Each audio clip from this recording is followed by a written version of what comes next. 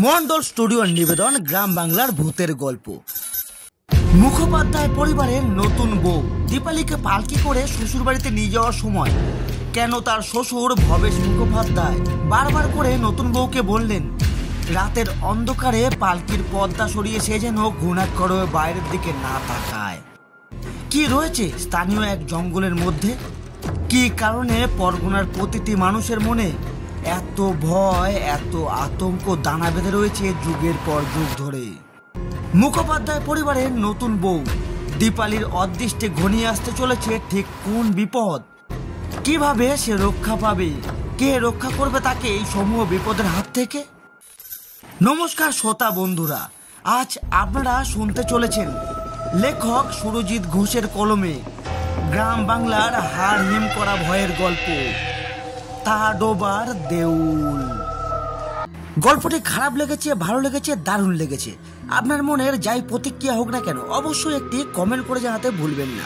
আর ভিডিওটি ভালো লাগলে অবশ্যই একটি লাইক করে চ্যানেলটিকে সাবস্ক্রাইব করে আমাদের পাশে থাকবেন।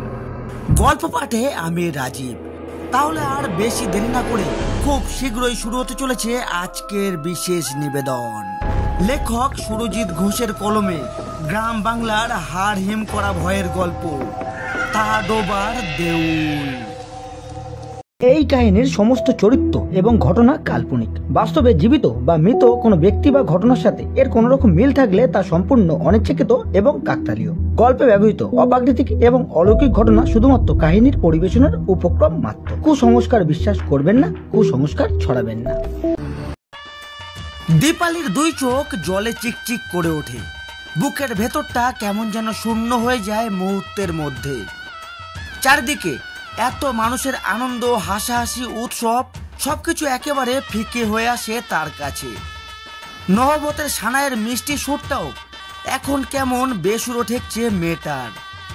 মা বাবাকে অন্তিমবারের মতো প্রণাম করে বাড়ির বড়দের অনুমতি নিয়ে সদ্য বিবাহিতা দীপালি বেরিয়ে আসে বিশাল বড় তার পিতৃগৃহ ছেড়ে। পিছন ফিরে শেষবারের মতো একবার সে তাকায় ছোটবেলা থেকে এত বড় হওয়া পর্যন্ত তার একমাত্র আশ্রয়স্থলের দিকে। এই বাড়িতে থাকা মানুষগুলোর মতোই বাড়িটাও তার কাছে অত্যন্ত গুরুত্বপূর্ণ এবং যথেষ্ট মূল্যবান। হাজারো সুখ দুঃখের স্মৃতি জড়িয়ে রয়েছে এই বাড়িটাকে ঘিরে। না জানি আবার কবে, কখন, কতদিন পর শ্বশুর বাড়ি থেকে সে আসবে নিজের বাপের বাড়িতে। মাকে কনকাঞ্জলি দিয়ে বাড়ির বাইরে বেরিয়ে আসতেই দীপালি দেখল বাইরে বিশাল বড় একটা পালকি তার জন্য অপেক্ষা করছে। দীপালির শ্বশুর মশাই ভবেশ মুখোপাধ্যায় হন্তদন্ত হয়ে এগিয়ে এসে বৌমার উদ্দেশ্যে বেশ বিচলিত কণ্ঠে বললেন, বৌমা, মাগো, আর একেবারেই দেরি করা চলবে না। এমনিতেই আমাদের অনেক সময় বিলম্ব হয়ে গিয়েছে। বুঝতেই তো পারছো এতখানি পথ যেতে হবে। আমি জানি তোমার মনের অবস্থা এখন একেবারেই ভালো নয়, কিন্তু তবুও তো সময়ের কথা মাথায় রেখে আমি কথা বলতে বাধ্য হচ্ছি যে এবার তুমি পালকিতে উঠে বসো। সন্ধে নামার আগে আমাদের গঙ্গাপুর গ্রামে পৌঁছাতে হবে। সেখানেও তো তোমার জন্য সকলে অপেক্ষা করছে। আসলে এতক্ষণে আমাদের বেরিয়ে যাওয়ার কথা ছিল, কিন্তু তোমার বাপের বাড়ির কিছু নিয়ম রীতিনীতি পালন করার জন্য বেশ অনেকটাই দেরি হয়ে গেল। আর একেবারে দেরি করে চলবে না। সন্ধ্যার অন্ধকার নামার আগে যেভাবেই হোক না কেন ওই অভিশপ্ত জায়গাটা আমাদের পেরিয়ে যেতেই হবে। মাথা ভরা ঘোমটা টেনে শ্বশুর মশাইয়ের কথায় সম্মতিসূচক ভাবে ওপর নিচে মৃদু মাথা নাড়ালো দীপালি। গঙ্গাপুর গ্রামের অত্যন্ত সম্ভ্রান্ত বনেদি মুখোপাধ্যায় পরিবারের একমাত্র ছেলের বউ হয়েছে সে। দীপালি জানে সত্যি প্রায় 2 ঘন্টা আগে তাদের বের হওয়ার কথা ছিল, কিন্তু নানান কারণে অকারণে এতটা দেরি হয়ে গেছে। আসলে মা বাবাকে ছেড়ে যেতে বড্ড কষ্ট হচ্ছে তার, তাই জন্যেই বারবার সে মায়ের কোলে মুখ গুজে কেঁদেছে। কিন্তু আর একেবারেই দেরি করা চলবে না। তাদের গ্রাম থেকে তার শ্বশুরবাড়ির গ্রাম গঙ্গাপুরের দূরত্ব নেহাতি কম নয়। সেখানেও তো নববধূকে বরণ করে ঘরে তোলার জন্য অপেক্ষা করছে অনেক মানুষ। ধীরে ধীরে মন্থর গতিতে দীপালি এগিয়ে এসে উঠে বসলো পালকির ভেতর। কিন্তু সে একটা কথা কিছুতেই বুঝতে পারল না যে তার শ্বশুর মশাই কেন শেষের ওই কথাগুলো বলল। সন্ধ্যার অন্ধকার নামার আগে কোন অভিশপ্ত জায়গা পেরিয়ে যেতে হবে, তা না হলে কি ঘটবে। ভবেশ মুখোপাধ্যায় দীপালির মা বাবার সাথে সামান্য কিছু কথাবার্তা বলে প্রতি নমস্কার জানিয়ে একরকম তাড়াহুড়ো করে পালকি পাহারাদের উদ্দেশ্যে আজ্ঞা দিলেন। চল চল, আর দেরি করিস না, পালকি আবার কাঁধে তোল দেখি। কর্তার আদেশ পাওয়া মাত্রই 4 জন পালকি বাহক পালকি কাঁধে তুলে নিয়ে হুমনা হুমনা শব্দ করে এগিয়ে যেতে লাগলো সামনের দিকে। পালকির ভেতর বসে থাকা দীপালির চোখের কোণ হতে গড়িয়ে পড়ল অশ্রুবাড়ি। সূর্যদেব এখন মধ্য গগনে বিরাজমান, তবে রোদের তেজ খুব একটা নেই বললেই চলে। ভবেশ মুখোপাধ্যায় হাতে গোনা কিছু আত্মীয় স্বজন ও 4 জন পালকি বাহক সকলে মিলে এগিয়ে চলল নব দম্পতিকে সাথে নিয়ে। ঘোড়ায় চড়ে সবার প্রথমে এগিয়ে চলেছে দীপালির স্বামী শোভন মুখোপাধ্যায়। এই দলে কোনো মেয়ে নেই, কেবলমাত্র পুরুষদের ভিড়। বিষয়টা কেমন যেন খটকা লাগলো দীপালির, কিন্তু সেদিকে আর বিশেষ মনোনিবেশ করলো না সে। বাইরের অপরূপ প্রকৃতির পানে তাকিয়ে রইল মন্ত্রমুগ্ধের মতো। দোদুল্যমান গতিতে পালকি এগিয়ে চলল সামনের দিকে।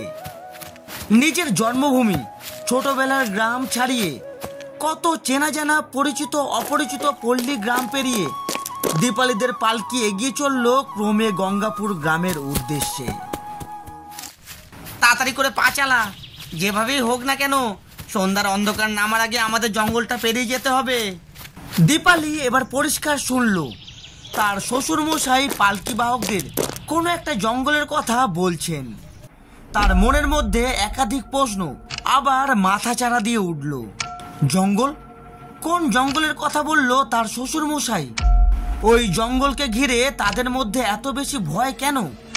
কি এমন রয়েছে ওই জঙ্গলের অভ্যন্তরে, যার কারণে সন্ধ্যার অন্ধকার নামার আগেই জায়গাটাকে অতিক্রম করতে চাইছেন তিনি?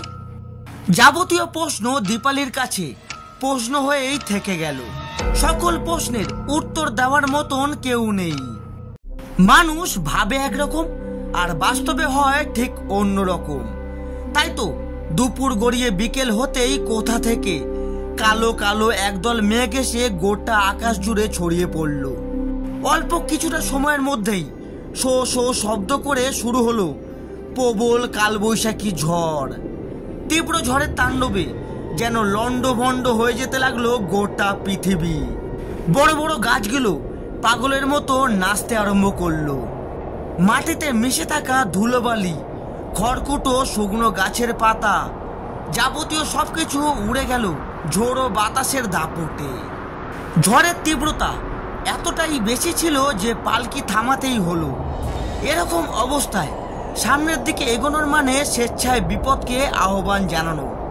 তাই সে ঝুঁকি আর নিলেন না ভবেশ মুখোপাধ্যায়। অনেকটা সময় ধরে ঝড়ের পর শুরু হলো মুষলধারে বর্ষণ। ভাগলপুর গ্রামের একখানে দুর্গা মন্দিরে আটচালায় ভবেশ মুখোপাধ্যায় সহ সকলে মিলে অপেক্ষা করতে লাগলেন প্রাকৃতিক দুর্যোগ থামার জন্য। পালকি থেকে কিছুটা উঁকি মেরে দীপালি দেখল তার শ্বশুর মশাইয়ের 2 চোখ জুড়ে খেলা করছে লগলকে বিষাক্ত সাপের মতো আতঙ্ক।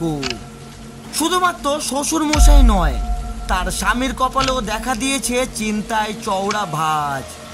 তাদের প্রত্যেকের মুখমণ্ডল যেন কোনো অপরিসীম দুশ্চিন্তায় পুরোপুরি কালো হয়ে গিয়েছে। প্রকৃতির কাছে সকলেই বড় দুর্বল, বড় অসহায়। তাই তো শত চেষ্টার পরেও শেষ রক্ষা করতে পারলেন না ভবেশ মুখোপাধ্যায়। প্রায় 2 ঘন্টা একটানা বৃষ্টি হওয়ার পর যখন ঝড় ও বৃষ্টির দাপট কিছুটা কমলো, তখন আবার পালকি কাঁধে তুলল বাহকের দল। অথচ চারপাশ জুড়ে তখনই অকাল সন্ধ্যার গাঢ় ধূসর অন্ধকার ঘনিয়ে এসেছে। ভাগলপুরের আকাশ ধূসর কালো থেকে গাঢ় কালো হয়ে উঠছে ক্রমশ। দীপালি মাথা ভরা ঘোমটা টেনে পালকির মধ্যে বসেছিল। চারপাশ একেবারেই নিস্তব্ধ হবার কারণেই তার কানে এসে ঠেকল শ্বশুর মশাই এবং স্বামীর কিছু চাপা স্বরের কথোপকথন। এ কি অনর্থ ঘটনা বলো দেখি বাবা শোভন। একে প্রথমেই বের হতে অনেকটা দেরি হয়েছিল, তারপর আবার এমন সর্বনেশে কালবৈশাখী ঝড়ের কারণে এতখানি সময় অপেক্ষা করতে হলো। সেটাই তো বড় বেশি চিন্তার বিষয় বাবা। এখনো তো বেশ অনেকটাই রাস্তা বাকি, তারপর পড়বে ওই ভয়ঙ্কর জঙ্গল। রাতের বেলা ওই জঙ্গলের মধ্যে যে কোনো নারীর প্রবেশ কঠোরভাবে নিষিদ্ধ, অথচ আমাদের গ্রাম গঙ্গাপুর যেতে হলে ওই জঙ্গলের পথখানেই ধরতে হবে, তাছাড়া তো আর অন্য কোনো বিকল্প রাস্তা নেই। রাতের বেলায় জঙ্গলের মধ্যে দিয়ে পালকি নিয়ে যেতে গিয়ে দীপালির যদি ভালো মন্দ কিছু একটা বিপদ ঘটে যায় তখন কি হবে বলো দেখি? দীপালির মা বাবাকে মুখ দেখাবো কি করে? তাদের কি জবাব বা দেব? তুমি এত দুশ্চিন্তা করো না শোভন, ঈশ্বর মঙ্গলময়, তিনি নিশ্চয়ই আমাদের বাড়ির নববধূর সাথে কোনো বিপদ আপদ ঘটতে দেবে না। ভাগলপুর পেরিয়ে পালকি যখন গ্রামের শেষ সীমান্তে এসে দাঁড়ালো তখন চারপাশ জুড়ে অন্ধকার আরো বেশি গাঢ় হয়ে এসেছে। অসময়ে বৃষ্টির কারণে প্রকৃতি বড় বেশি ঠান্ডা হয়েছিল। দীপালি কেমন যেন গুটি সুটি মেরে বসলো পালকির ভেতর। আকাশের পানে মুখ তুলে তাকাতেই সে দেখল কাস্তের বাঁকা ফলার মতো এক ফালি চাঁদ উঠেছে, তবে সেই চাঁদের রং স্বাভাবিকের তুলনায় অনেক বেশি টকটকে গাঢ় লাল। এইরকম লাল বর্ণ চাঁদ এর পূর্বে কখনো কোনোদিন দেখেনি সে। পাতলা ফিনফিনে শাড়ির আঁচলের মতো সাদা কুয়াশার আস্তরণ মায়া জালের ন্যায় ছড়িয়ে পড়েছে চতুর্দিক জুড়ে। ভাগলপুর গ্রামের কাঁচা মাটির রাস্তাটা এসে যেখানে শেষ হয়েছে ঠিক সেখান থেকেই শুরু হয়েছে এক জঙ্গল। রাস্তার দুধারে দাঁড়িয়ে থাকা বিশাল বড় বড় গগনচুমি মহিরুহের দল সাক্ষাৎ যেন অশরীরীর পিশাচের ন্যায় অন্ধকারে গা ঢাকা দিয়ে নিজেদের পরিচয় আত্মগোপন করার চেষ্টা করছে। দীপালির গাটা কেমন যেন শিরশির করে ওঠে। জঙ্গলের ভেতর থেকে একদল কনকনে ঠান্ডা শীতল বাতাস ঘূর্ণন বেগে পাক খেয়ে সোজা ঝাঁপিয়ে পড়ে তাদের ওপর। সেখানে উপস্থিত প্রতিটা মানুষের গায়ের লোম মুহূর্তের মধ্যে সজারুর গায়ের কাটার মতো খাড়া হয়ে যায়। পালকি বাহকেরা একে অপরের প্রতি ভয়ার্ত দৃষ্টিতে চোখ চাওয়াচাবি করে শুকনো ঢোক গেলে শোভনের ঘোড়াটা চিহি শব্দ করে আর সামনের দিকে এগাতে চায় না একেবারেই।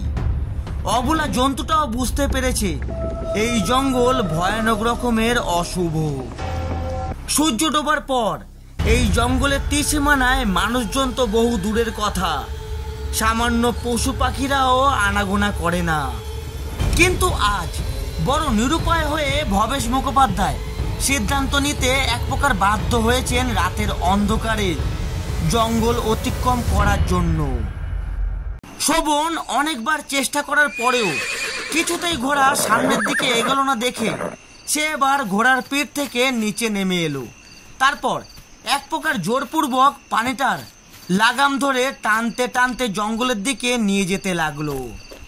ভবেশ বাবু পালকির দিকে এগিয়ে এসে দীপালির উদ্দেশ্যে বললেন, বৌমা, আমি যা বলছি তা তুমি মন দিয়ে শোনো। এই সামনের জঙ্গলটা কিন্তু খুব একটা ভালো নয় মা। এই জঙ্গলের অনেক বদনাম, বা বলা ভালো এই জঙ্গলের অনেক কুখ্যাতি আছে। তুমি এখানকার মেয়ে নয় তাই তুমি জানো না, কিন্তু আমাদের এখানকার প্রতিটা মানুষ খুব ভালোভাবে জানে এই জঙ্গল রাতের অন্ধকারে আসলে ঠিক কতটা সাংঘাতিক হয়ে ওঠে। তোমাকে আমি যা বলছি তা মন দিয়ে শোনো এবং তা অক্ষর অক্ষরে পালন করো। তুমি যদি আমার কথা পালন করো তাহলে কোনো বিপদ ঘটবে না। আমরা সম্পূর্ণ সুস্থ স্বাভাবিক অবস্থায় জঙ্গল থেকে বাইরে বেরিয়ে যেতে পারবো, কিন্তু অনর্থা হলে মহা অনর্থ ঘটবে। আমরা কেউ জানি না আমাদের অদৃষ্টে ঠিক কি বিপদ ঘনিয়ে আসতে পারে। এই প্রথমবার দীপালি কথা বলল শ্বশুর মশাইয়ের উদ্দেশ্যে। সে জানালো, আপনি যা করতে বলবেন আমি তাই করব বাবা, আপনার কথা আমি অমান্য করব না। দীপালির মুখ থেকে এই কথা শুনে এত ভয় এত আতঙ্কের মাঝেও ভবেশ মুখোপাধ্যায়ের মুখমণ্ডল কিছুটা উজ্জ্বল হয়ে উঠল। সৌজন্যমূলক মৃদু হেসে তিনি বললেন, লক্ষ্মী মা আমার, সোনা বৌমা তুমি, পালকির পর্দাখানা ভালোভাবে টেনে দাও। এই জঙ্গলের হাওয়া বাতাস যেন তোমার দেহ স্পর্শ করতে না পারে। আর খবরদার, ভুলেও জঙ্গলের মধ্যে থাকাকালীন কখনো এক মুহূর্তের জন্য পর্দা সরাবে না। পর্দা সরিয়ে বাইরের দৃশ্য দেখার চেষ্টা করবে না। পৃথিবী যদি তোলপাড়ো হয়ে যায় তাহলেও না। জঙ্গল খুব একটা বড় নয়, পায়ে হেঁটে হয়তো মিনিট 10 কি 15 লাগতে পারে পার করতে। জঙ্গল পার হয়ে গেলে আমি তোমাকে বলবো, তখন না হয় তুমি পর্দা সরিয়ে দিও, আর কোনো অসুবিধা থাকবে না। কি আমার কথা মনে থাকবে তো বৌমা? শ্বশুর মশাইয়ের কথায় দীপালি এবার একদিকে ঘাড় কাত করে জানালো যে হ্যাঁ, তার মনে থাকবে এই সকল সতর্ক বার্তা। ভবেশবাবু হন্তদন্ত হয়ে এগিয়ে গেলেন সামনের দিকে। পালকি বাহকেরা পালকি কাঁধে তুলে নিঃশব্দে সন্তর্পণে মুখে টু শব্দটি অবধি না করে দুরু দুরু বুকে প্রবেশ করলো ঘুটঘুটে অন্ধকারে ডুবে থাকা জঙ্গলের অভ্যন্তরে। কৌতূহল বড় আশ্চর্য এক জিনিস। সীমিত কৌতূহল ভালো, তবে অধিক কৌতূহল মানুষকে সব সময় চরম বিপদের দিকে নিয়ে যায়। পতঙ্গ যেমন আগুনের পানে ধেয়ে যায়, ঠিক তেমনি অধিক কৌতূহলের বশবর্তী হয়ে মানুষও কখনো কখনো নিজের বিপদের কথা জেনেও শত বারণ শত নিষেধাজ্ঞা অগ্রাহ্য করে অমান্য করে ধাবিত হয় সেই বিপদের দিকে। দীপালির মন কেমন যেন ব্যাকুল হয়ে পড়ল। সে কিছুতেই বুঝতে পারছিল না এই জঙ্গলের মধ্যে এমন কি জিনিস থাকতে পারে যার কারণে এত ভয়। শ্বশুর মশাই এইভাবে তাকে আত্মগোপন করে বসে থাকতে বললেন কি জন্য? এই জঙ্গলের বাতাসটুকুও নাকি বড় সাংঘাতিক, বড় অশুভ। কিন্তু সত্যি কি তাই? দীপালির বারবার ইচ্ছা করলো মোটা কাপড়ের পর্দাখানি সরিয়ে একবার বাইরের দিকে তাকাতে, কিন্তু তার অন্তরাত্মা তাকে জানালো এই কাজ করলে যে কোনো সময় বড় সড় সাংঘাতিক বিপদ ঘটে যাওয়ার কথা বলেছেন তার শ্বশুর মশাই। সুতরাং সে কথা মেনে চলাই উচিত। একেবারে শেষ মুহূর্তে আর কিছুতেই নিজেকে সামলাতে পারল না দীপালি। তার হাত মিশমিশ করছিল, মন ছটফট করছিল দু চোখ ভরে রহস্যময় এই জঙ্গল দেখার জন্য। একবার, অন্তত একবার মাত্র কিছু সময়ের জন্য হলেও বাইরেটা দেখার জন্য। শেষমেশ এক সময় কাপড়ের পর্দাখানা সে কিছুটা ফাঁক করে তাতে চোখ রাখলো। রাতের অন্ধকারে ডুবে থাকা ঘন জঙ্গল ছাড়া আর কিছুই নজরে এলো না দীপালির। সে বিরক্ত হয়ে মনে মনে বলল, এ তো গাছপালা ছাড়া আর কিছুই অন্ধকারে নজর পড়ছে না। একেবারে আর পাশটা অন্যান্য জঙ্গলের মতোই স্বাভাবিক এক জঙ্গল, কিন্তু তার সত্ত্বেও কেন যে এত? মনের কথা অসম্পূর্ণ অবস্থায় মনেই রয়ে গেল দীপালির, কারণ সে জঙ্গলের বুকে কিছু অস্বাভাবিক জিনিস দেখতে পেয়েছে। দীর্ঘক্ষণ একটানা অন্ধকার পরিবেশে থাকার কারণে তার চোখ পুরোপুরি সয়ে এসেছিল আধারে। তাতেই সে পরিষ্কারভাবে দেখল গাছপালার ফাঁক দিয়ে দূরে দেখা যাচ্ছে একটি ভাঙা মন্দিরের চূড়া। সেই শতাব্দী প্রাচীন ভগ্নপ্রায় মন্দিরের সামনে বেশ কতগুলো পুরুষ মানুষ যেন কোনো আদিম উপাসনায় নিদারুণ ব্যস্ত। পুরুষগুলোকে দেখলে বুকের ভেতরটা কেমন যেন ছ্যাঁত করে ওঠে। কালো অন্ধকারময় রাত্রির চেয়েও বোধহয় বেশি গাঢ় কালো তাদের গায়ের রং। শরীরের বিভিন্ন অংশে আঁকা রয়েছে কি সব যেন উল্কি। হ্যাঁ, এত দূর থেকেও দীপালি পরিষ্কার স্পষ্ট দেখছে সেই সমস্ত উল্কিগুলো চকচক করছে গলিত সোনার মতো। প্রতিটি পুরুষ মানুষের মুখে মুখোশ জাতীয় কিছু আটকানো আছে, তবে সেই ভয়াবহ মুখোশ গুলি দেখলে হাত পা মাত্রাতিরিক্ত ভয়ে ঠান্ডা হয়ে যায়। মেরুদণ্ড বয়ে ঠান্ডা রক্তের চোরা স্রোত সরসর করে নেমে যায় নিচের পানে। দীপালির গলা শুকিয়ে ক্রমে কাঠ হয়ে এলো। রীতিমতো ঠক ঠক করে কাঁপতে লাগলো মেয়েটা। ছোট্ট আগুনকে ঘিরে গোল হয়ে ওই 4-5 জন পুরুষের দলটি এক অদ্ভুত বিচিত্র ভঙ্গিমায় পা তুলে নাচছে এবং অদ্ভুত দেহ ভঙ্গিমা করে তারা যেন কাকে আহ্বান জানাচ্ছে। তাদের দেহ প্রায় নগ্ন, কোমরের কাছে কেবলমাত্র জড়ানো রয়েছে সম্ভবত কোনো পশুর লোমশ জাতীয় ছোট্ট চামড়া। তৎক্ষণাৎ কাপড়ের পর্দাখানা ভালোভাবে টেনে দিল দীপালি। ওর বুকটা রীতিমতো হাঁপুড়ের ন্যায় ওঠানামা করছে। এসব কি দেখলো ও? যা দেখলো তা কি সত্যি বাস্তবে ঘটেছে, নাকি এইসব ওর কল্পনা, কেবলমাত্র মিথ্যা ভয়? কপালে সদ্য জন্ম নেওয়া শিশির বিন্দুর ন্যায় ফোঁটা ফোঁটা ঘাম কম্পমান হাতের তালু দিয়ে মুছে চুপটি করে বসে রইল মেয়েটা। ওর মাথার মধ্যে সবকিছু কেমন যেন তালগোল পাকিয়ে যেতে লাগলো। দীপালির কানে এলো শ্বশুর মশাই তার উদ্দেশ্যে বলছেন, বৌমা আর কোনো ভয় নেই, তুমি পর্দাখানা এবার সরিয়ে দাও, জঙ্গল পেরিয়ে গেছি, আর মাত্র কিছুটা পথ, তারপরেই আমাদের গ্রাম গঙ্গাপুর পড়বে। মুখোপাধ্যায় বাড়ির সামনে যখন পালকি এসে পৌঁছালো তখন যাবতীয় স্ত্রী আচার পালন করে দীপালিকে আনা হলো দোতলার এক সুবিশাল বিলাসবহুল কক্ষে।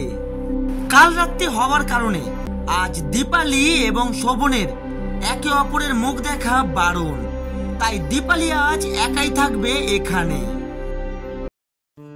কিছুক্ষণ পর দীপালির শাশুড়ি পদ্মাবতী দেবী একখানি বড় কাঁসার থালা ভর্তি খাবার নিয়ে এগিয়ে এলেন দোতলার ঘরের সামনে। দীপালির উদ্দেশ্যে বললেন, বৌমা, বলি ও বৌমা, নাও তোমার রাতের খাবার।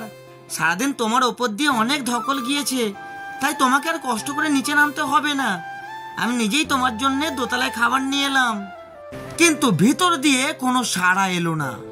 পদ্মাবতী দেবী আবার বলে উঠলেন, বৌমা, বলি ও বৌমা। চাঁদের মোহময়ী মৃদু চাঁদনি আলো এসে পড়েছে দোতলার বারান্দায়।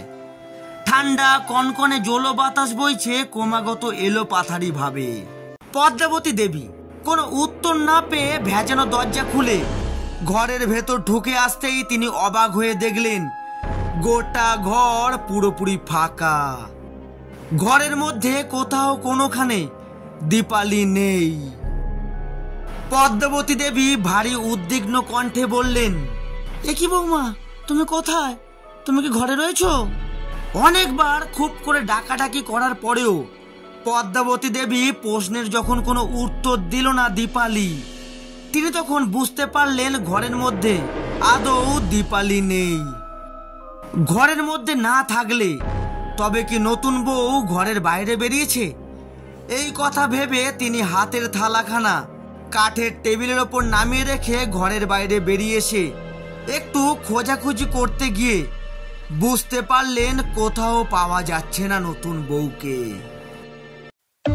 মুখোপাধ্যায় পরিবারের সকলে পড়লেন ভারী দুশ্চিন্তার কবলে।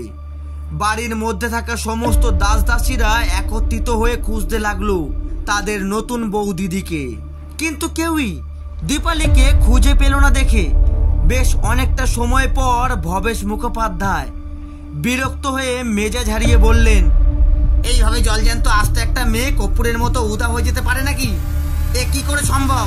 দেখো, দীপালি হয়তো কোথাও না কোথাও ঠিক আছে। আসলে বুঝতেই তো পারছো গিন্নি, মেয়েটা সদ্য নিজের বাবা মাকে ছেড়ে এত দূরে শ্বশুর বাড়িতে সংসার করতে এসেছে। খুব স্বাভাবিকভাবেই দীপালির মন খারাপ, তাই হয়তো সে কোথাও না কোথাও একাকী বসে আছে। তোমরা সকলে একটু ভালো করে খুঁজে দেখো গোটা বাড়িটা, নিশ্চয়ই তাকে ঠিক খুঁজে পাবে। স্বামীর কথায় আপত্তি জানিয়ে পদ্মাবতী দেবী এবার খানিকটা সংকোচের সাথে মৃদু সুরে বললেন, না গো বৌমা, ঘরের মধ্যে কোথাও নেই। আমরা এতক্ষণ ধরে এতগুলো মানুষ একভাবে তার কাম ধরে তাকে ডেকে চলেছি। সে যদি কোথাও থেকেই থাকতো তাহলে কারণ না কারণ ডাকে নিশ্চয়ই সাড়া দিত।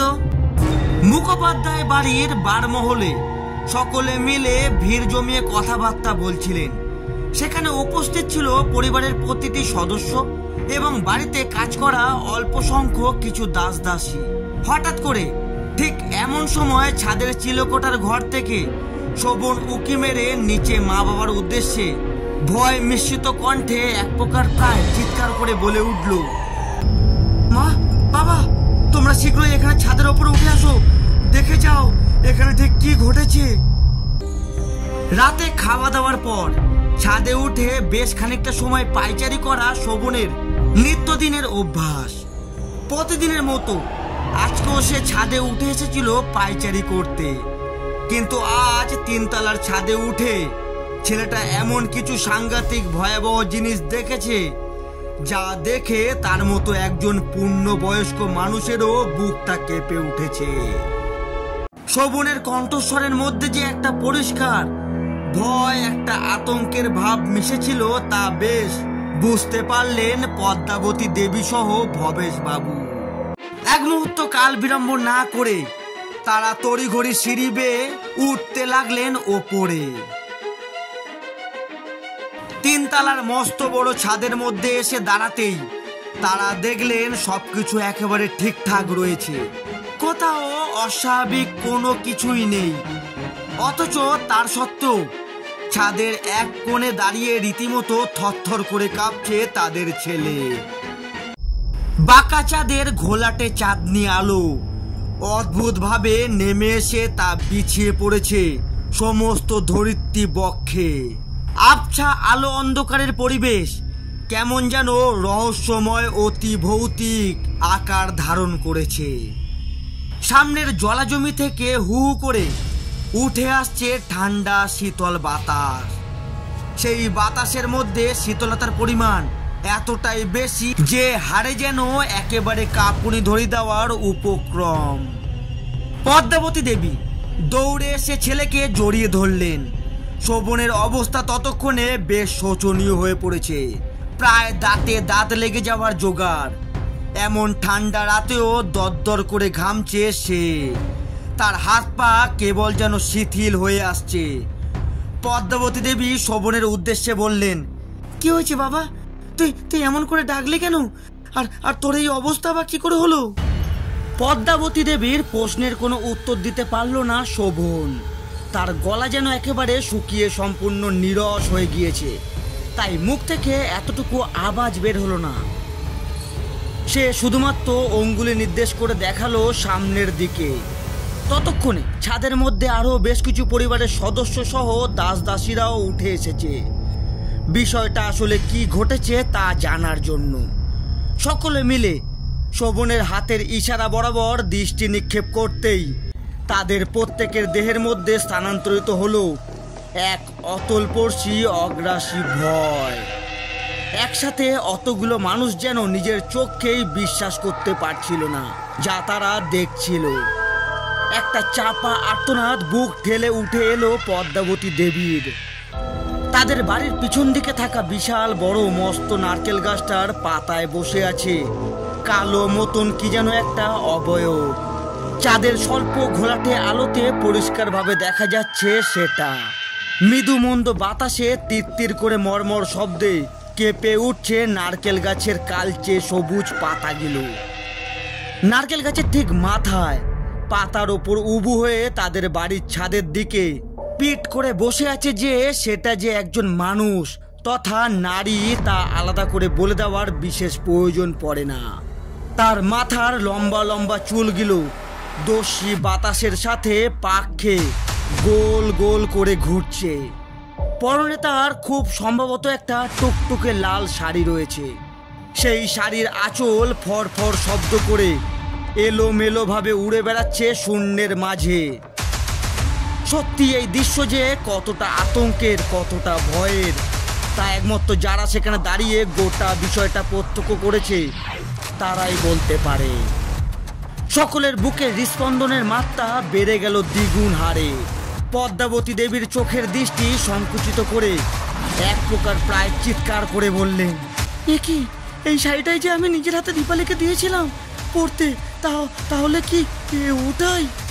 পদ্মাবতী দেবীর মুখের কথা মুখের মধ্যেই থেকে গেল অসম্পূর্ণ অবস্থায়, কারণ নারকেল গাছের মাথার মধ্যে বসে থাকা সেই অদ্ভুত অস্বাভাবিক নারী মূর্তি এবার সকলকে চমকে দিয়ে খিলখিল করে হেসে উঠল মহানন্দে।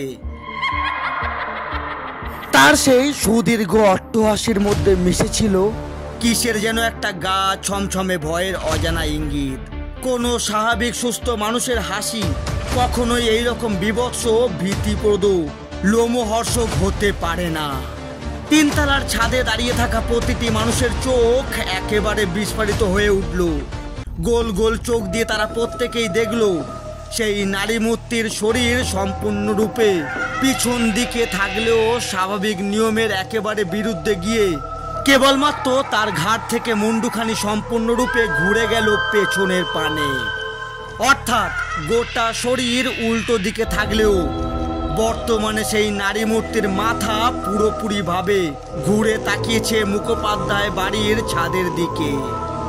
তিনতলার ছাদের মধ্যে দাঁড়িয়ে থাকা কিছু দাসদাসী তৎক্ষণাৎ প্রাণপণে চেঁচিয়ে দুধদার করে সিঁড়ি ভেঙে নেমে গেল নিচের দিকে।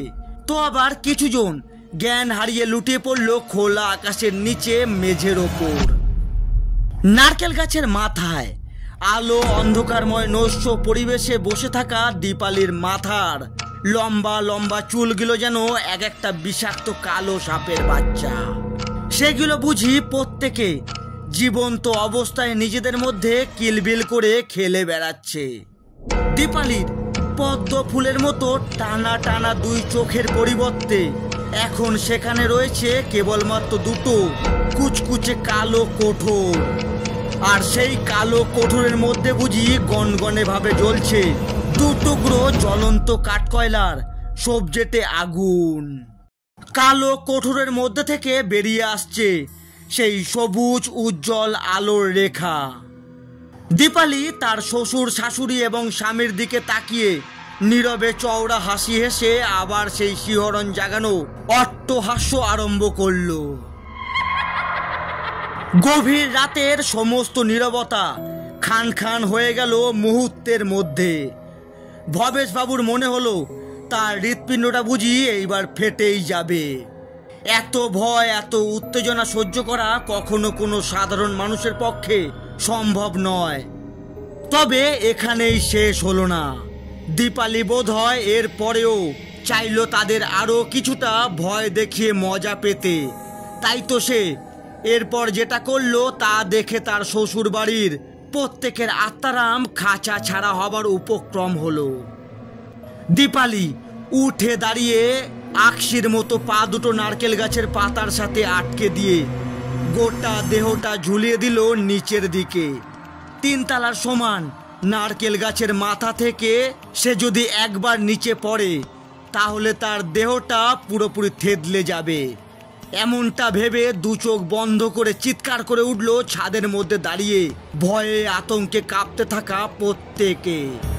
কিন্তু না, দীপালি পড়ল না। অদ্ভুত কোনো কৌশলে অশরীরী পিশাচিনীর মতো সে চামচিকির ন্যায় সম্পূর্ণ উল্টো হয়ে ঝুলে রইল। তার পৈশাচিক হাসি কমলো না কিংবা থামলো না। খলখল করে রিন রিনে মেয়েলি গলায় সে হেসেই চলল। তারপর বেশ কিছুক্ষণ ঘড়ির পেন্ডুলামের মতো ডান দিক থেকে বাম দিকে আবার বাম দিক থেকে ডান দিকে দোল খেয়ে ভয়ানক কোনো সরীসৃপের ভঙ্গিতে চার হাত পায়ে বুকের ওপর ভর দিয়ে নারকেল গাছের গুড়ি বেয়ে নেমে গেল সরসর করে। তারপর মাটির খুব কাছাকাছি পৌঁছে ধপ করে জ্ঞান হারিয়ে পড়ে গেল। ছাদের কিনারে দাঁড়িয়ে শোভন, ভবেশবাবু এবং পদ্মাবতী দেবী এই দৃশ্য দেখে তাদের মাথায় যেন একেবারে আকাশ ভেঙে পড়ল। ঊর্ধ্বশ্বাসে কোনো দিকে না তাকিয়ে কয়েক ধাপ সিঁড়ি লাফিয়ে তারা নেমে এলেন নিচে। সদরের দরজা খুলে হারিকেনের আলো সাথে নিয়ে বাড়ির পেছন দিকে দৌড়ে গেলেন। এখন খানিকটা সুস্থ তো মা? দীপালির যখন জ্ঞান ফিরে এলো তখন চারদিক জুড়ে আলোয় আলোকিত অবস্থা। ধীরে ধীরে চোখের পাতা খুলে ঝাপসা দৃষ্টিতে দীপালি তাকালো চারদিকে। মাথাটা ভীষণ রকমের ভার হয়ে রয়েছে এখনো। গায়ের বেশ কিছুটা জায়গায় ক্ষতচিহ্ন বর্তমান।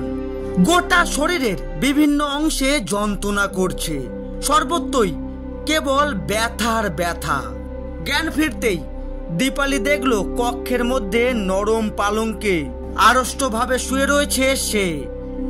তাকে ঘিরে পরিবারের অনেক সদস্য উপস্থিত থাকলেও সবার প্রথম শ্রেণীতে দাঁড়িয়ে রয়েছেন তার শ্বশুর, শাশুড়ি এবং স্বামী। বিছানার মুখোমুখি একখানি দামি কাঠের চেয়ারে যেই ভদ্রলোক বসে রয়েছেন তাকে দেখে বোঝা যায় তিনি কোনো চিকিৎসক। কথাগুলো সেই চিকিৎসকই বলেছেন।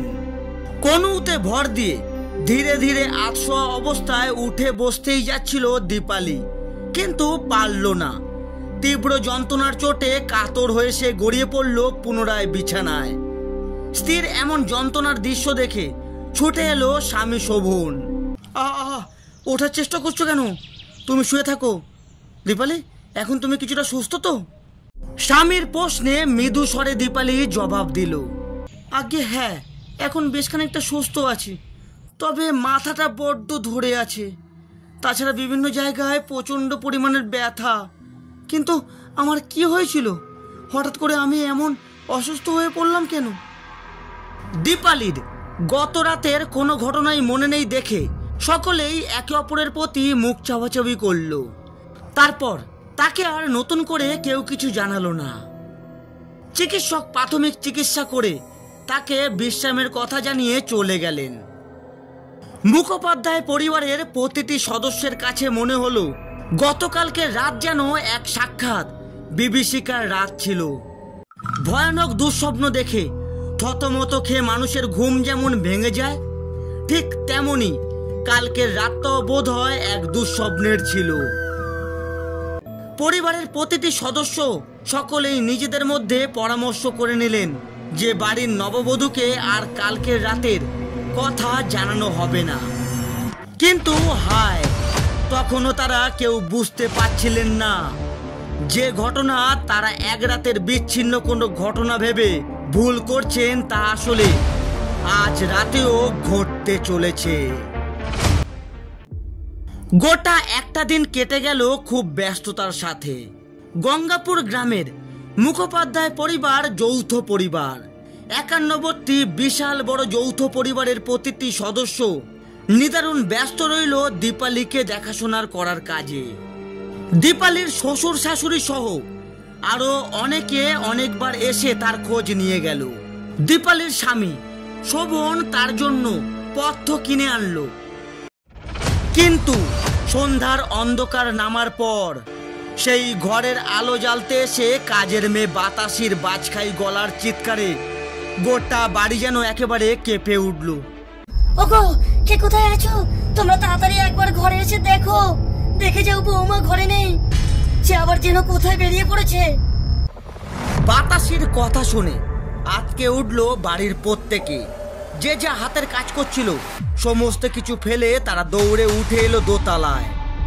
ভবেশবাবু এবং শোভন সবার প্রথমে ঘরের মধ্যে প্রবেশ করে দেখলেন সত্যি বিছানাটা একেবারে ফাঁকা। তবে বিছানার চাদর এমনভাবে ঘেটে রয়েছে যা দেখে পরিষ্কার বোঝা যায় এই খানিকক্ষণ আগে পর্যন্ত সেখানে দীপালি শুয়েছিল। জমাট বাঁধা অন্ধকার ঘরের মধ্যে প্রবেশ করতেই কেমন যেন একটা বিশ্রী আষ্টে গন্ধ এসে নাকে ঠেকল। শোভনের গাটা শিউরে উঠল। গতকাল রাতের সেই আতঙ্কটা আবার ফিরে এলো নতুন উদ্যমে। মনের মধ্যে যে মারাত্মক ভয় ক্রমে চাপা পড়ে গিয়েছিল তাই আবার দানা পাকিয়ে উঠল। ভবেশবাবু বাতাসের উদ্দেশ্যে বললেন, হ্যাঁ রে, দাঁড়িয়ে দেখছিস কি? তাড়াতাড়ি একটু আলোর ব্যবস্থা কর। ঘরের ভেতর যা অন্ধকার বিরাজ করছে তাতে তো কিছুই ঠাউর করা যাচ্ছে না। বাতাসি ততক্ষণে কাঁপতে আরম্ভ করেছিল মৃগী রোগীর মতো। গতকাল রাতে ছাদে উঠে সে নিজের চোখে দেখেছে বৌমনির ওই ভীষণ ভয়াবহ রূপ। কালকের কথাই মনে পড়ে যাচ্ছে বারবার। কর্তার আদেশ মেনে বাতাসি দৌড়ে কোথা থেকে একটা জ্বলন্ত মোমবাতি নিয়ে এসে সেই ঘরের মধ্যে দাঁড়াতেই মোমবাতির সোনালি আভা ছড়িয়ে পড়ল সেই স্থানে। ভীষণ কুৎসিত কালো অন্ধকারের বুকে ওই একটি মোমবাতি সম্পূর্ণরূপে আধার মোচন করতে সক্ষম হলো না ঠিকই, কিন্তু কিছুটা আলো ছড়িয়ে দিল। বিছানা ঘরের কোণ আলমারির পেছন ভালো করে দেখলেন ভবেশবাবু এবং তার পুত্র শোভন। কিন্তু কোথাও খুঁজে পাওয়া গেল না দীপালিকে। ওই আষ্টে গন্ধটা আরো জোরালোভাবে সে নাসারন্ধ হয়ে প্রবেশ করলো প্রত্যেকের দেহ অভ্যন্তরে। শোভন এতক্ষণে বুঝতে পেরেছে গন্ধটা আসলে কিসের। ওটা রক্তের গন্ধ। হ্যাঁ, রক্তের গন্ধে এরকম একটা লবণাক্ত ভাব মিশে থাকে। শোভনের মাথাটা ঘুরে গেল। ঘরের মধ্যে কাঁচা রক্তের গন্ধ আসছে কোথা থেকে? এরপরেই ওদের প্রত্যেকের কানে এলো একটা টপ টপ শব্দ। উঁচু কোনো স্থান থেকে তরল জাতীয় কিছু নিচে পতিত হলে যেরকম শব্দ হয়, এই শব্দ একেবারেই ঠিক তাই। বাতাসের হাত থেকে মোমবাতিখানা নিয়ে শোভন এবার ঘরের মেঝের দিকে তাকাতেই সে যা দেখলো তাতে লাফিয়ে দুপা পিছিয়ে এলো সহজাতভাবে। ঘরের মেঝেতে পড়ে রয়েছে তরতাজা রক্তের কয়েকটা ফোঁটা। মোমবাতি ওপরের দিকে তাক করতেই ওরা দেখলো এতক্ষণ ধরে সকলে যাকে খুঁজে চলেছে হন্যে হয়ে, সে আসলে কড়িবর্গার কাঠে ঝুলে রয়েছে মহা আনন্দে। এ যেন কোনো লুকাচুরি খেলা। খিলখিল করে হেসে উঠল অশরীরী পেদনির ন্যায় দীপালি। ওরে বাবারে, ওরে বাবারে বলে বাতাসি তড়িঘড়ি দৌড় লাগালো ঘরের বাইরের দিকে। কড়িবর্গার কাঠ থেকে ঝুলে থাকা দীপালি বর্তমানে কজমজ শব্দে চিবিয়ে খাচ্ছে মুখোপাধ্যায় পরিবারের বহুদিনের পোষা একটা ছোট্ট তোতা পাখির মাথা। তোতা পাখির ছিন্ন মুন্ডুখানা কয়েকবার চিবিয়ে সবটুকু রক্ত চুষে নিয়ে সেটা থু শব্দে ছুঁড়ে ফেলে দিল অবশেষে। দীপালির দুই চোখ আবার হয়ে উঠেছে ওই বিভীষিকাময়। কালো অক্ষি কোটরের ভেতর বুঝি মনি বলে কিছুই নেই। সেখান থেকে কেবল বেরিয়ে আসছে সবুজ রঙের আলো। রক্ত লেগে থাকা ছোপ ছোপ দাঁতগুলো কি ভীষণ রকমের তীক্ষ্ণ ও ধারালো। এত অন্ধকারের মধ্যেও সাদা দাঁতগুলো কেমন চকচক করছে। তার চোয়াল বেয়ে গড়িয়ে আসছে রক্তের সরু ধারা। খিলখিল করে আবার হেসে উঠল দীপালি। তারপর প্রত্যেককে চমকে দিয়ে এক প্রকাণ্ড লাফ দিয়ে নিচে নেমে এসে সম্পূর্ণ উল্টো হয়ে, অর্থাৎ দু হাত ও দু পায়ের পাতা মেঝেতে রেখে মুখমণ্ডল সহ দেহটা ছাদের দিক করে বিকৃত ভঙ্গিমায় হামাগুড়ি দিয়ে ঘরের বাইরে বেরিয়ে কোথায় যেন মিলিয়ে গেল আধারের সাথে। শোভনের হাতে জ্বলতে থাকা মোমবাতিটা নিভে গেল সহসা বিনা বাতাসের দাপটে। মুখোপাধ্যায় বাড়িকে চারপাশ থেকে ঘিরে ধরল এক কনকনে ঠান্ডা শীতল অশুভ বাতাসের দল। আসুন গুরুদেব, আসুন। আপনাকে দেখে বুকের মধ্যে বেশ খানিকটা বল পাচ্ছি। বোধহয় ঈশ্বরই আপনাকে এমন উপযুক্ত সময় এই ঘোর সংকটের দিনে পাঠিয়ে দিয়েছেন আমাদের বাসায়। কাশি থেকে আপনি যে এত তাড়াতাড়ি আসতে পারলেন তার জন্য সত্যি আমরা নিজেদেরকে ভাগ্যবান বলে মনে করছি। ভবেশ বাবু এবং শোভনের সাথে মুখোপাধ্যায় বাড়ির বৈঠকখানায় এসে নরম আরাম কেদারার ওপর বসলেন মুখোপাধ্যায় পরিবারের গুরুদেব শ্রী ভবতারণ শাস্ত্রী। পদ্মাবতী দেবী তৎক্ষণাৎ মাথা ভরা ঘোমটা টেনে গুরুদেবের পায়ে মাথা ঠেকালেন। তিনি নিজে হাতে নিয়ে এলেন গুরুদেবের জন্য রান্না করা নানান রকমের নিরামিষ খাবার ও ঠান্ডা পানীয়। গুরুদেব হাতের ইশারায় তা নামিয়ে রাখতে বললেন। শ্রী ভবতারণ শাস্ত্রী মহাশয়ের বয়স আনুমানিক 60-এর ঊর্ধ্বে, কিন্তু এত বয়সের সত্ত্বেও তিনি যেন অদ্ভুত কোনো দৈব শক্তির বলে নিজের শরীরের মধ্যে বয়সের এতটুকুও ছাপ পড়তে দেননি। মাথা ভরা তার লম্বা কেশরাশি নেমে এসেছে ঘাড় বেয়ে বক্ষ দেশে। শরীরের চামড়া সম্পূর্ণ টান টান। দু চোখের দৃষ্টির মধ্যে মিশে আছে কি ভীষণ রকমের প্রখরতা। তার চোখের মণি অদ্ভুত নীলাভ। মুখমণ্ডলের মধ্যে ছড়িয়ে রয়েছে এক ভীষণ দীপ্তি। পরনে তার একখানি সাদা উত্তরীয় এবং টকটকে লাল রঙের ধুতি। সবকিছুর মাঝে বক্ষ দেশে জড়ানো ধপধপে সাদা উপবীতখানা বিশেষভাবে দৃষ্টি আকর্ষণ করে।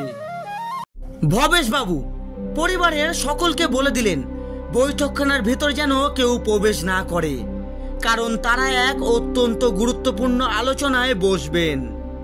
গুরুদেব শ্রী ভবতারণ শাস্ত্রী মহাশয় জল পান করে গৃহকর্তার দিকে তাকাতেই ভবেশ মুখোপাধ্যায় নিদারুণ অসহায় ভাবে বললেন, গুরুদেব আপনাকে যে কি বলবো, আমার একমাত্র ছেলে শোভনের বউ দীপালির প্রতি রাতে কি যে হচ্ছে সে আপনাকে বলার মতো নয়। প্রতিটা রাত আমাদের কাছে হয়ে উঠছে সাক্ষাৎ বিভীষিকার সমান। মেয়েটা এত কষ্ট আমরা চোখে দেখতে পাচ্ছি না। রাতে সে যা সমস্ত কাণ্ড করছে তা সকালবেলায় ওর মনে থাকছে না, সবকিছু ভুলে যাচ্ছে একেবারে। সারাদিন একরকম সংজ্ঞাহীন অবস্থায় বিছানার মধ্যে শুয়ে থাকে, কিন্তু সন্ধ্যার অন্ধকার নামার পর ওর মধ্যে কি যেন এক অপশক্তি ভর করে।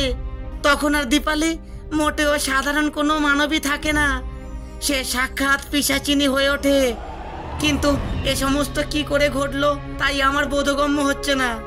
একজন সুস্থ স্বাভাবিক মেয়ে হঠাৎ করে আমাদের বাড়িতে এসে তার এই অমূল পরিবর্তন ঘটলো কি কারণে? দীপালির পরিবারকে কি জবাব দেব বলুন তো? ভবেশবাবুর কথা শেষ হতেই এবার তার পুত্র শোভন বেশ গাম্ভীর্যপূর্ণ স্বরে বলল, দীপালির কেন এরম হচ্ছে আশা করি আমি সেই কারণটা বুঝতে পেরেছি। একটা সম্পূর্ণ সুস্থ স্বাভাবিক মেয়ে বিয়ে করে শ্বশুরবাড়িতে এলো, আর শ্বশুরবাড়িতে আসার পর থেকেই তার এই রূপ পরিবর্তনের একটাই অর্থ হতে পারে, তা হলো তাডোবার দেউল। শোভনের কথা শুনে ভবেশ মুখোপাধ্যায়ের মুখ জুড়ে রীতিমতো আতঙ্কের বন্যা বয়ে গেল। শরীরের প্রতিটা লোমকূপ সজারুর গায়ের কাটার মতো একটা একটা করে খাড়া হয়ে গেল। অপরদিকে মুখোমুখি রাখা আরাম কেদারের ওপর বসে থাকা গুরুদেব শ্রী ভবতারণ শাস্ত্রী মহাশয়ের মুখে ফুটে উঠল অফুরন্ত বিস্ময়, উত্তেজনা এবং কৌতূহল। শাস্ত্রী মহাশয় শোভনের দিকে জিজ্ঞাসু দৃষ্টিতে তাকিয়ে কঠিন সুরে প্রশ্ন করলেন, এই তাডোবার দেউল আসলে কি শোভন? গুরুদেব আপনি এখানকার মানুষ নয়, তাই আপনি জানেন না। এখানকার স্থানীয় অঞ্চলের প্রত্যেক মানুষের মনের মধ্যে জমে থাকা এক ভয়ানক আতঙ্কের অপর নাম তাডোবার দেউল। আমাদের গঙ্গাপুর গ্রাম থেকে বেশ কয়েক ক্রোশ পথ পশ্চিমে একখানি জঙ্গল পড়ে।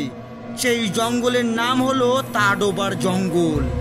জঙ্গলের কেন এমন অদ্ভুত নাম কিংবা এই নামের অর্থ আসলে কি তা আমরা জানি না। হয়তো এ ভাষার অর্থ সভ্য সমাজের কোনো মানুষের পক্ষে জানা সম্ভব নয়। জঙ্গলটা খুব বড় নয়, ছোটখাটো একটা জঙ্গল, কিন্তু সেই জঙ্গলকে ঘিরে গোটা পরগনার মানুষ একেবারে চরম আতঙ্কে জর্জরিত হয়ে আছে বছরের পর বছর, যুগের পর যুগ, কালের পর কাল ধরে। তাডোবার জঙ্গলে এক আদিম জনগোষ্ঠীর বাস। সেই আদিম জনগোষ্ঠীর পুরুষেরা সভ্য সমাজের মানুষদের সাথে একেবারেই মেলামেশা করে না, কিংবা কোনো সভ্য সমাজের মানুষ তাদের জঙ্গলে যখন তখন প্রবেশ করুক এটা ওরা চায় না। তবে মুশকিল হলো পশ্চিমের দিক হতে আমাদের গঙ্গাপুর গ্রাম আসতে হলে ওই জঙ্গলটাকে আপনাকে অতিক্রম করতেই হবে। ওই জঙ্গলের মধ্যে দিয়ে যে সরু রাস্তাখানা বয়ে গিয়েছে সেটি হলো আমাদের গ্রামের প্রধান সড়ক।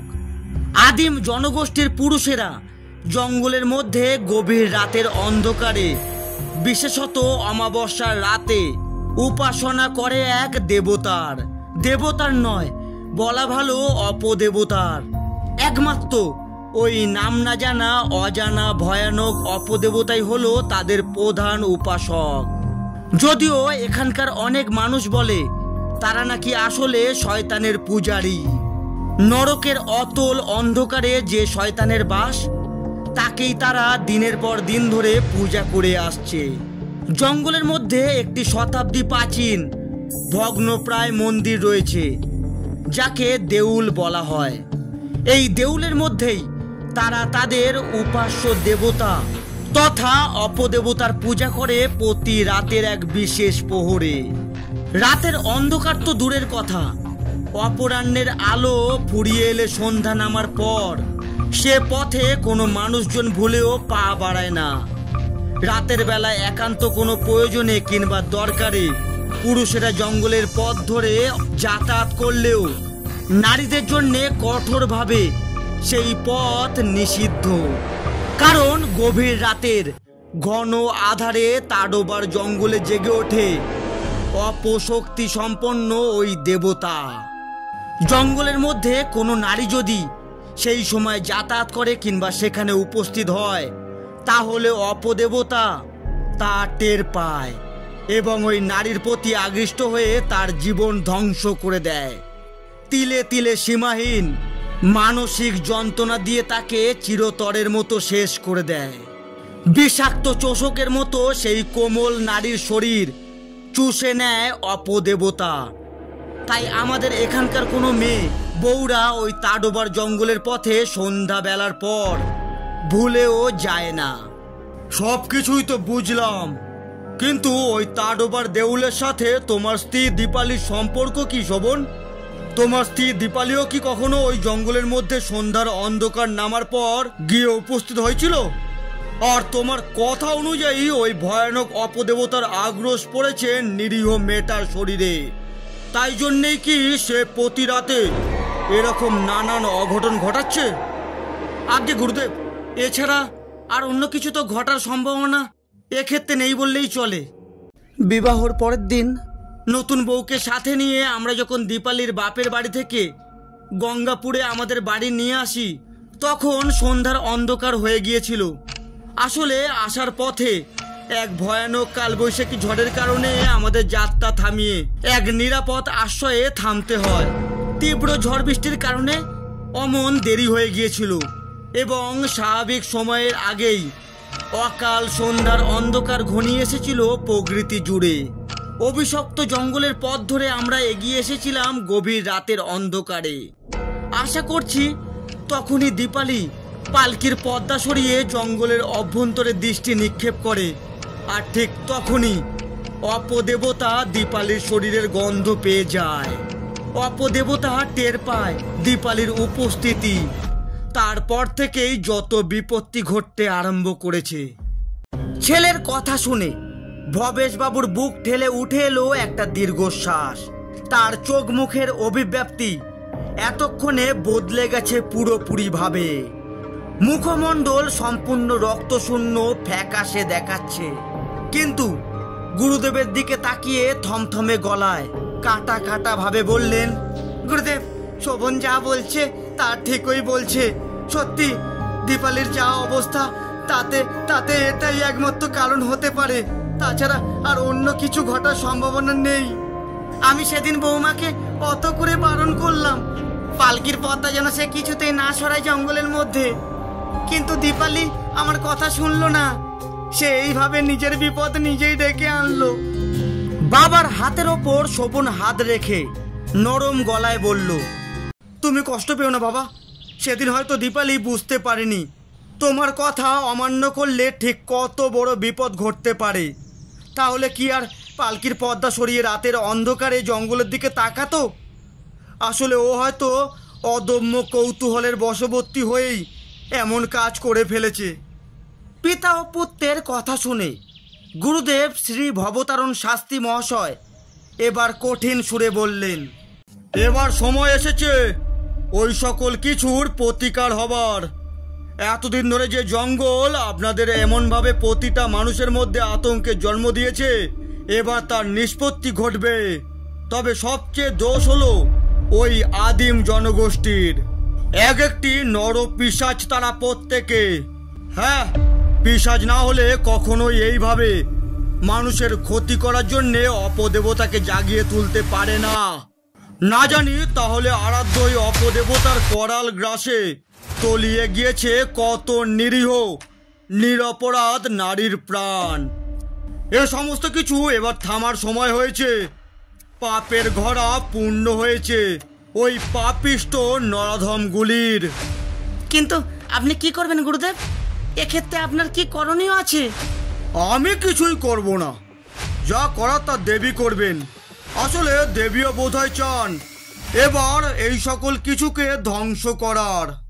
তার আবার অভিশপ্ত ভয়ানক জঙ্গলের গহীনে থাকা শতাব্দী প্রাচীন দেউল এবং দেউলের মধ্যে অবস্থানকারী অপদেবতা চিরকালের মতো ধ্বংস হতে চলেছে।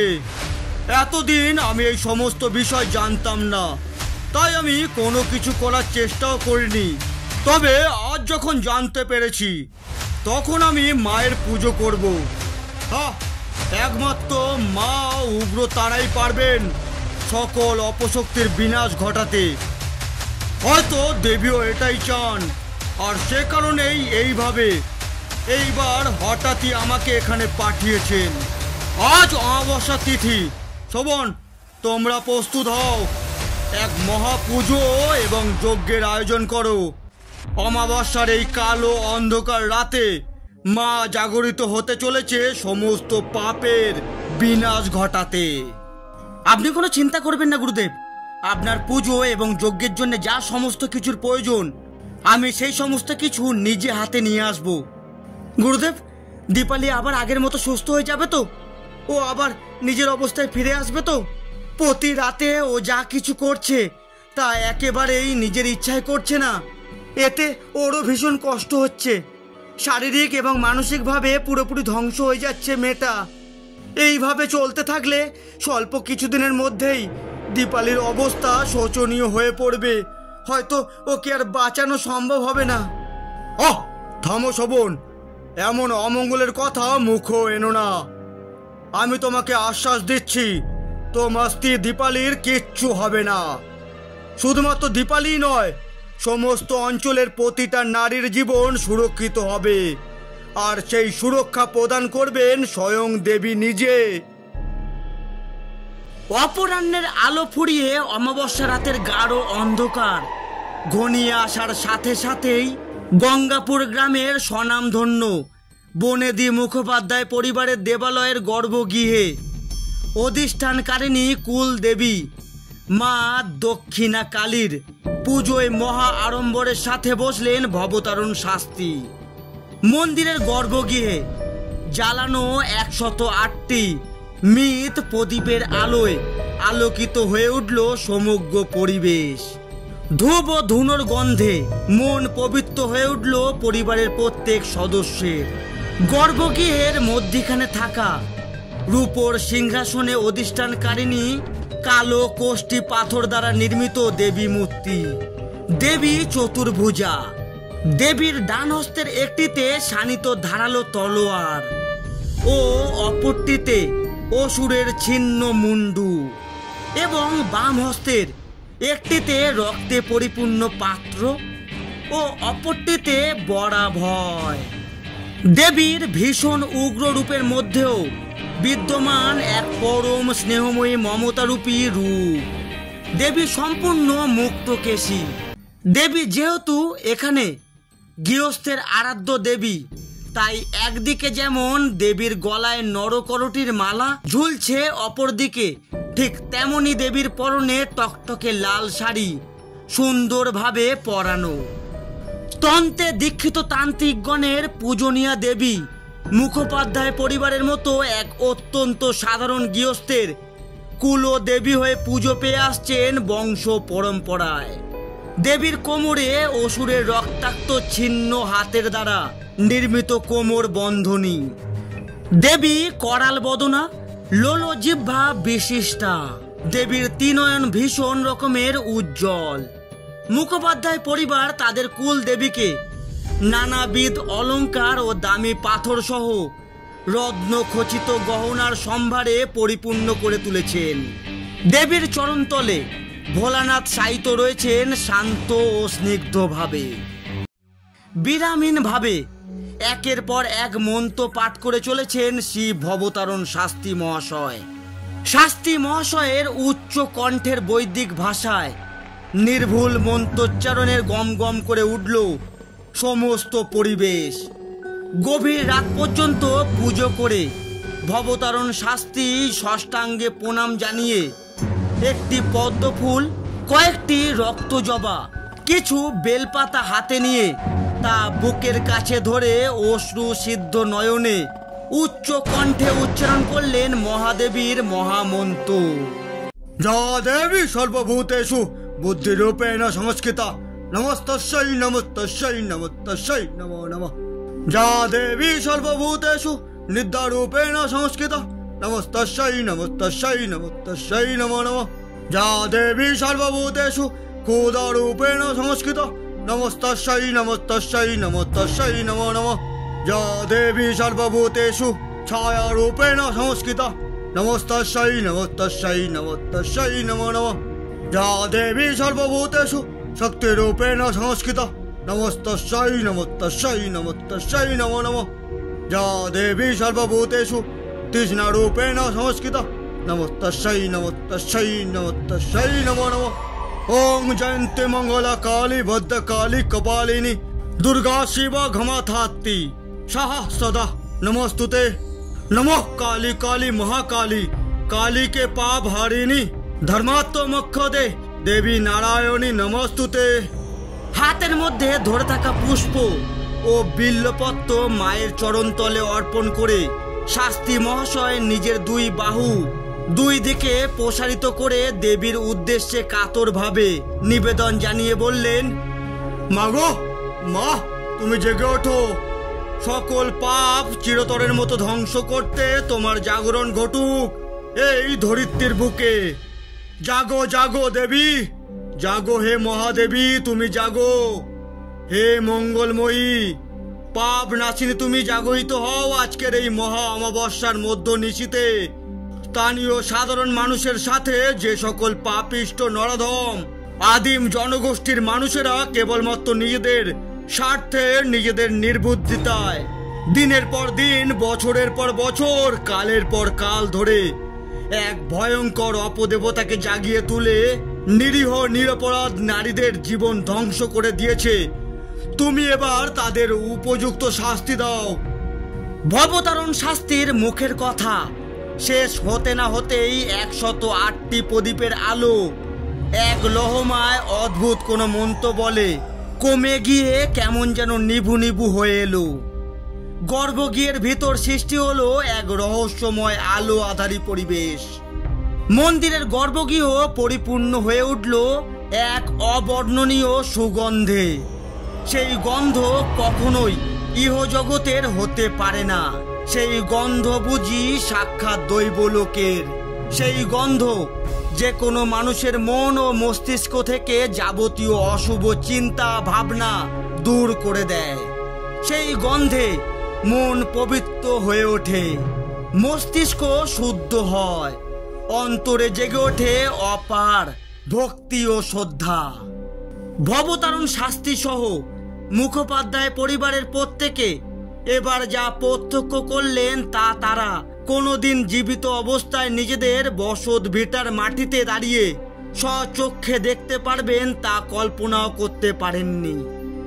অন্ধকারের বুকে কোথা থেকে এক অতীব উজ্জ্বল নীলাভ আলোর সৃষ্টি হলো। সেই অত্যাধিক উজ্জ্বল নীল আলোর বৃত্তের অভ্যন্তর হতে ধীরে ধীরে বেরিয়ে এলেন এক মহামানবী। তার মাথার লম্বা লম্বা লগলকে চুল যেন উড়ছে শূন্যের সাথে। তার গায়ের রং অমাবস্যার ঘন কালো রাতের চেয়েও আরো বেশি গাঢ় কালো। সম্পূর্ণ উলঙ্গিনী পাগলিনী সেই নারী। তার ডান হস্তে ধরা রয়েছে এক বিশালাকার খড়গ। অন্ধকারের বুকে ঝকঝক করছে সেই অস্ত্র। ধারালো ওই অস্ত্রের এক আঘাতেই একসাথে 3-4টি মানুষের ধর থেকে মস্তক আলাদা করে দেওয়া সম্ভব। গলায় তার নরকরটির মালা, বক্ষদেশ সহ শরীরের বিভিন্ন অংশে লেগে রয়েছে রক্তের লাল ছিটে। চতুর্ভুজা মুক্তকেশী নগ্নিকা ঘোর কৃষ্ণাবর্ণা সেই নারীর গলায় রয়েছে পঞ্চমুখী রক্তজবা এবং নরমুণ্ড মালা। সে রমণীর ত্রিনয়ন রক্তের ন্যায় লাল। কোমরে জড়ানো রয়েছে কিঞ্চিত ব্যাঘ্র চামড়া। তিনি ভয়ানক রকমের তেজস্বিনী করাল বদনা লোলো জিহ্বাধারিণী। তিনি শ্মশান চারিণী, ডান হস্তে ধরা খড়গখানি উঁচিয়ে ধরলেন সেই নারী। মুখোপাধ্যায় পরিবারের বাইরে অমাবস্যা রাতের অন্ধকারের কোথা থেকে একদল শিয়াল ডেকে উঠল সমবেত স্বরে। মন্দিরের ঘণ্টাগুলো একসাথে বেজে উঠল ঠং ঠং শব্দে। পাগলিনীর ন্যায় অট্ট হাসিতে হেসে উঠল সেই নারী। ভবতারণ শাস্ত্রী মায়ের উদ্দেশ্যে পুনরায় ষষ্ঠাঙ্গে প্রণাম করলেন। মুখোপাধ্যায় পরিবারের মানুষেরা বুঝি নিজেরাই নিজেদের চোখে বিশ্বাস করতে পারছিলেন না। তাদের এত সৌভাগ্য যে স্বয়ং দেবী নিজে উপস্থিত হয়েছেন তাদের মন্দিরের গর্ভগৃহে। এবার তবে আর কোনো চিন্তা নেই তাদের পরিবারের নববধূর, আর তার সাথে রক্ষা পাবে সমস্ত পরগনার সকল নারী। ভবতারণ শাস্ত্রী সহ সকলেই বুঝতে পেরেছেন ইনি হলেন দশ মহাবিদ্যার অন্যতম দেবী কালিকা। অত্যন্ত ক্রোধের কারণে দেবীর ত্রিনয়নের মণি হতে অগ্নির ছটা বেরিয়ে এলো। দেবী গর্ভগৃহ হতে অদৃশ্য হয়ে আবির্ভূতা হলেন দোতলায় যে কক্ষে দীপালি সংজ্ঞাহীন অবস্থায় শুয়েছিল ঠিক সেখানে। ভবতারণ শাস্ত্রীর নির্দেশে পরিবারের প্রত্যেকে সেই স্থানে উপস্থিত হতেই বিস্ময়ের সাথে দেখলেন অবিশ্বাস্যকর এক ঘটনার দৃশ্য। এ আমি কি দেখছি? এ কি সত্যি বাস্তবে সম্ভব? শোভনের হাত খামচে ধরে ভবতারণ শাস্ত্রী চোখের ইশারায় তাকে চুপ করতে বললেন। এখানে এক মুহূর্ত কোনো কথা বলা চলবে না। ঘরের বন্ধ দরজা আপনা হতেই খুলে গেল।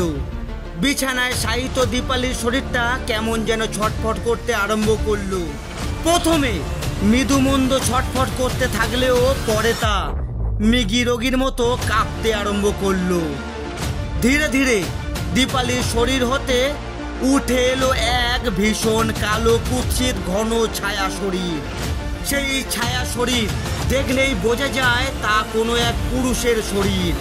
বলশালী চেহারার কালো কুচকুচে সেই ছায়া শরীর হলো ভয়ানক ওই অপদেবতার, যে প্রতি রাতে দীপালির শরীরে ভর করে নানান সব আদি ভৌতিক ঘটনা ঘটায়। দেবী মহাকালী হাতের অস্ত্র তুলে নিয়ে ধেয়ে গেলেন অপশক্তি সম্পন্ন অপদেবতার দিকে। অপশক্তি যত বেশি শক্তিশালী হোক না কেন, শুভ শক্তির কাছে তা নিতান্তই নগণ্য। সৃষ্টির আদিকাল হতে এই নিয়মই চলে আসছে। মহাদেবীর অস্ত্রের এক আঘাতে অপদেবতার দেহ খণ্ড বিখণ্ড হয়ে গেল। অপদেবতার কালো অন্ধকারের ন্যায় দেহ চূর্ণ বিচূর্ণ হয়ে ধূলিকণার ন্যায় ছোট ছোট ক্ষুদ্র কণায় পরিণত হলে তা ভস্মীভূত ছাই স্বরূপ গায়ে মেখে ফের রক্ত জল করা অট্টহাসি হাসতে আরম্ভ করলেন। তারপর দেবী মিলিয়ে গেলেন মুখোপাধ্যায় পরিবার ছেড়ে। কেবলমাত্র রয়ে গেল সেই পবিত্র সুগন্ধটুকু। পরের দিন খুব ভোরবেলায় খবর এলো পশ্চিম জঙ্গলে কোনো এক অজানা কারণে দাবানলের সৃষ্টি হয়ে গোটা জঙ্গল একেবারে পুড়ে ছাই হয়ে গিয়েছে রাতারাতি। জঙ্গলের মধ্যে থাকা দেউলের বর্তমানে আর কোনো অস্তিত্ব নেই। বীভৎস আগুনের কবলে পড়ে আদিম জনগোষ্ঠীর মানুষ সহ দেউল ধ্বংস হয়ে গিয়েছে একেবারে। বাইরের জগতের মানুষের কাছে এ ঘটনা এক দাবানলের হলেও ভবতারণ শাস্ত্রী মহাশয় এবং মুখোপাধ্যায় পরিবারের অন্যান্য সদস্যরা খুব ভালো করেই জানেন মহাদেবীর ত্রিনয়ন হতে বহির্ভূত হওয়া এক বীভৎস আগুন গোটা জঙ্গল ছারখার হয়ে গিয়েছে আজীবনের জন্য। ধীরে ধীরে দীপালিও সম্পূর্ণ সুস্থ হয়ে উঠল। গুরুদেব ভবতারণ শাস্ত্রী তাকে আশীর্বাদ করলেন প্রাণ ভরে।